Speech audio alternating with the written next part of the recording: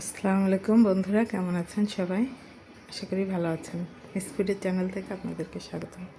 বেশ কিছুদিন হলো আমি রেগুলার অ্যাটেন্ড করতে পারতেছি না, একটু ঝামেলা আছে, কাজের চাপ আছে।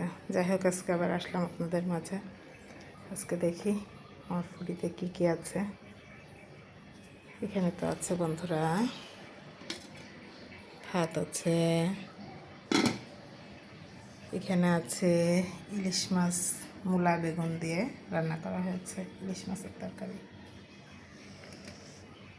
আর এখানে আছে বন্ধুরা পালং শাক, গাজর, আলু দিয়ে একটা সবজি।